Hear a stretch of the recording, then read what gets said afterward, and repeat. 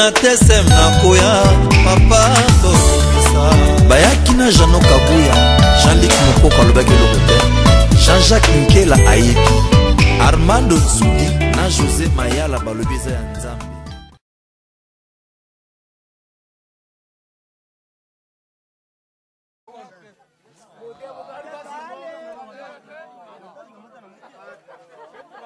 Ces jeunes Congolais se sont lancés dans une aventure bien dangereuse.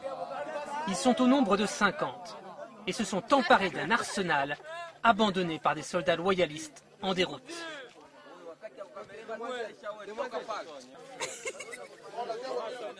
Depuis lors, ils font le coup de feu dans l'est du Congo.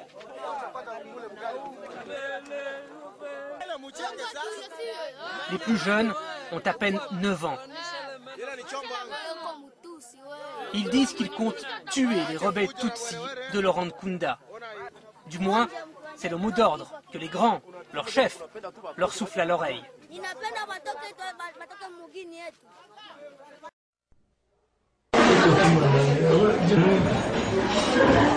Elle a été malheureusement victime de viol par deux hommes en uniforme.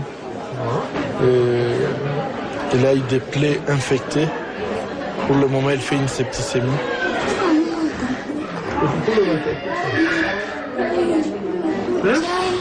Elle a 8 ans tout juste.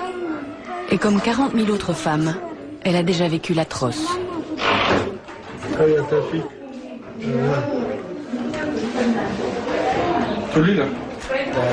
On l'a violée. Elle a une destruction complète de l'appareil génital, de l'appareil digestif, donc les sphincters. Sa vie est en danger? Bon, je pense que oui. Awa tozali na commune ya Lingwala croisement Mbomuna plateau. Bandeko mama oyo alali awa akufi akangami na courant alingaki ya sauter mwa mayo bozali komona nzoka ne ba câble ya signal eleke ezali mutakala tango alingaki ya sauter mbala moko glissé akoti na kati ya mayo mama akufi sur place kabine ya Ntswenge biso ba mama na masina na kate 3 ndosala nini biso nyonzo dotana kisasa dutika bambuka na biso tuyawa kwa basunga biso na misala nyonzo ezala ya kura molini na molili kaka kolambela kana babiloko oyo pasi na pasi ba television ba radio evandi ba reso evandi donc ekomi kokota na ba pese tozali awa na masina Sifoko quartier 3 esika bandeko oyo bazali kobituna soki balingaka bango tote pamba te courant ekoma denrée rare epai na bango batalaka lisusu TVT balambaka lisusu na baresho te bakoma kolambela na makala bandako na bango kutu misusu eyinda po mwinda petrole ebimisaka milinga mwindu soki okoti na bandako ya kote kuna solo ya petrole na solo ya petrole bandeko bafandaka na commune ya Limete bakoma ko regretter ndenge commune oyo komi ko beba tandeti awa toza na 7e mairie Limete na quartier industriel ko kamwa na petit boulevard mai ya kosakana te tonde sika wana lokola pe kotango libulu esalama nzela beba makasi mai etondi wana tie salite potopoto mituka ezosufri pone leka soki nano tambola kotana to leki na loyenge okolela bamortiseur ya motuka na bonzimela ngai. Absence ya courant na commune le roi Kimanseke ezali kosala en sorte que ba criminel ba komi ebele bango ndenge bazali boye ba operaka misusu balataka ba kagul soki mutu oyo bali bakende ko sala mabe ayebani balateli kagul pe bakoteli bana basi oyo bango kutu koloba te bango batiaka biloko na ba verre ya masanga po balangwisa yo baleka na mbongo na yo calmement swabala.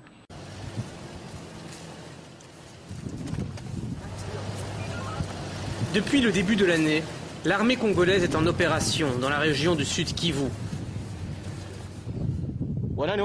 Qui a une arme ici? Des anciens rebelles ont été rassemblés dans ce camp. Ils doivent être réintégrés dans l'armée. Et toi, tu n'as pas d'arme? Oui. Non, moi j'ai utilisé celle de mon ami quand j'avais besoin de tirer. Il a combien de dents celui-là? Parce qu'on dit que Pour savoir s'il est adulte, il faut qu'il ait 32 ans. 32 dents. Qui sait compter les dents? Allez, on compte les dents. Oui, vous avez Imeno. Précisément, l'intégration, c'est ce qui pose problème. Selon un rapporteur spécial des Nations Unies, la formation des nouvelles recrues est insuffisante, si bien qu'au mois d'avril, 50 réfugiés ont été tués par des anciens rebelles, tout juste intégrés dans l'armée congolaise. Il y a 16 en bas? Oui.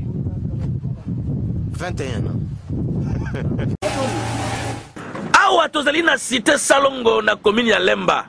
Botala fulu oyo ezali ko bebisa balabala soki oleki bakoto ndeko ndimela ngai ezala na tolo makasi nokite okosanza mikuwa po solo ezali awa mawatro.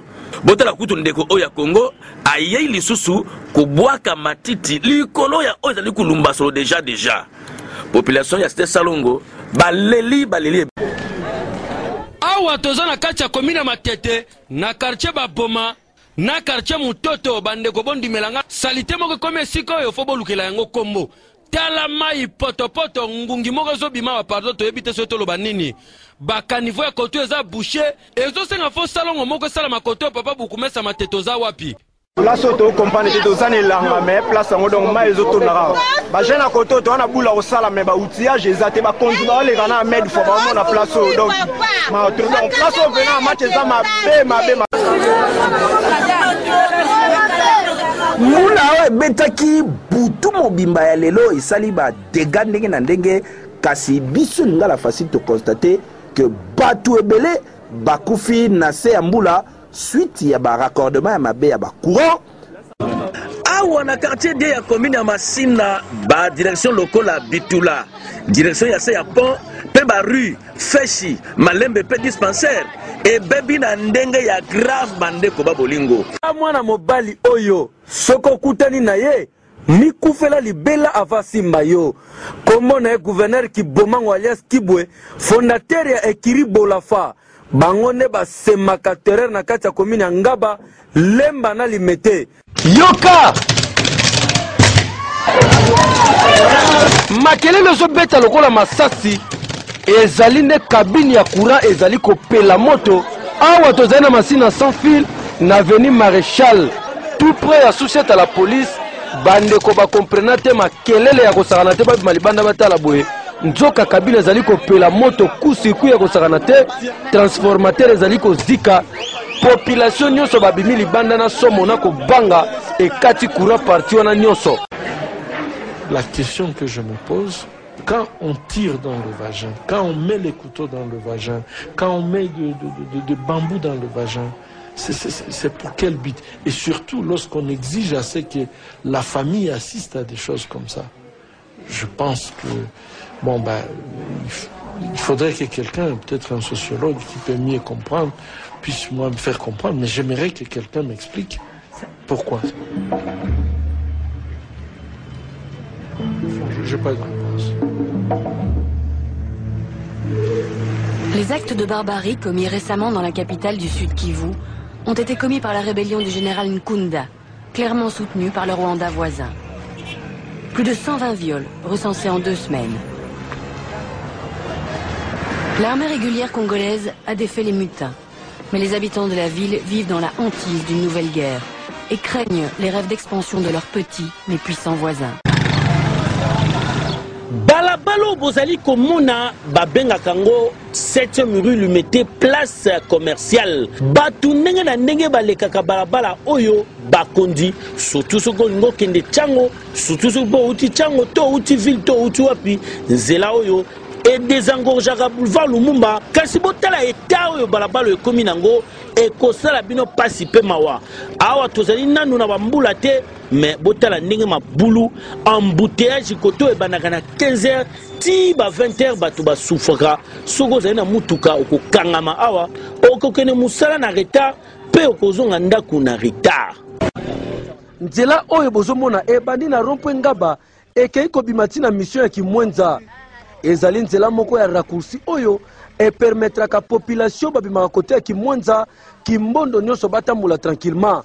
Toza na kati ya commune ya Monga fula population koto bazo souffrir makasi parce que nzela ebebi na ndenge ya kosakana te. Zelo moyemi tuke kotaka lisusu ezali te net na mosiko bozomona awa deja ba chinois bandaki misala basala makadam kasekoma tina suka te na kote ya 7 km mama na érosion salami kote kuna kaka nde na moto ne permettra ka population batambola ba jeune quartier bakoma ko se mobiliser grâce ya père Séraphin Kakwata nde basala ka mwa basala on peut permettre nzeleza la mwa kitoko misu bazobwa ka mwa mai nzeleza la mwa ko kauka kasi mawana pasi soki mutuke koti awa ebimaka te kangama awa tozali na quartier de la paix na commune ya Kisenso population bazali na kati ya molili depuis mvula moko parce que courant ezali te biloko nyonso bazali nango lokola TV radio pe misusu evana kaka betele boye bamipesa na bango kaka na mosala ya kopupola moto mais ezala pe na pema boyoka lokole ya malonga te Kisenso mobimba général mai moko bimera moko mobulu mais courant ezalaka te bakomba bakoma profiter kokata bato ba ange parce que courant ezalaka insécurité totale moyoki basaiko eza te bakonzi ya régie des eaux botala nano bino moko ndenge bavanda na bino ezali kobimisa mai na bapembeni kutu ekoma rouillé donc ezobebisa mai pamba et pourtant bakote misusu bandeko bazolela mai na misu lokola pe mai na régie des eaux pe quartier Monganga ekoma nango kobima tantôt plutôt population ekoma ko profiter po batoka mai na bango na isika oyo bafuite oyo avant oyo bandeko ya quartier Lubumbashi na commune ya Kasavubu bazali kaka kolela 3 mois yango yo cabine ya opala banda batikela bango transfo bakable ya kate po balancele bango courant yoka bandeko ndenge baza kolela ebele batiaki ba transformateur eloko basinga oyo contre la kati ya kabine ya moto ebetisaki ba transformateur wana po transformateur wana ya kala depuis 1957 avenue Kikwiti bondi melange komi kobeba makasi bati oyo ya mai etoboka nango kasi oyo etoboki na avenue oyo 4 place kokamwa tala esika liboso yango oyo mai ezotirame na ndenge ya kosakana te soko oleki wana douche goutte kosa na mopanzi kote oyo jacuzzi ko fo bolukela yango kombo mai na ndenge ya kosakana te esali potopoto ya kokamwa tala papa okutu koto akomi ne kosala salongo bana mike bakomosakana na mopanzi bati oyo ya mai etoboki makasi oyo nyonso ezolakisa gaspillage ya ofele tango bandeko bazali kolela esika mai ezali kobima te bandeko ya régie des eaux esika ya koya kobongisa yango oyo nanu. Bonjour et bienvenue à tous dans ce nouveau numéro d'Humanitaire. Cette semaine, nous retournons en République démocratique du Congo, direction le nord-est du pays, vers la frontière avec l'Ouganda et le Soudan. C'est ici le fief de l'armée de résistance du Seigneur, la LRA. Des rebelles ougandais terroristes qui luttent pour mettre en place un régime inspiré par les 10 commandements de la Bible. Mais en attendant, alors qu'ils ne sont que quelques milliers d'hommes, ils continuent de semer la désolation en ciblant les plus vulnérables. Depuis l'année dernière, plus de 150 000 civils ont ainsi fui les combats qui opposent les armées ougandaises, soudanaises et congolaises aux rebelles de l'armée de la résistance du Seigneur. Les populations fuient les combats, certes, mais aussi et surtout la cruauté de ces rebelles. Et même si 17 000 casques bleus sont déployés au Congo, seuls quelques centaines ont été envoyés dans cette région frontalière. La population est quasiment sans protection. Nos correspondants Arnaud Zeitman et Marlène Rabo sont allés rencontrer cette population terrorisée. Écoutons leurs témoignages. Dès qu'ils m'ont capturé, les rebelles ont mis des machettes sur le feu avec lesquelles ils m'ont brûlé le dos. Ensuite, ils nous ont forcés à porter des affaires qu'ils avaient pillées dans le village. Depuis le début de l'offensive, au mois de décembre, les rebelles se sont subdivisés en petits groupes et se vengent sur la population civile. Le chef des rebelles, Joseph Kony, est recherché par la Cour pénale internationale, mais il refuse de se rendre. Loin de son pays, l'Ouganda, il sème la désolation au Congo.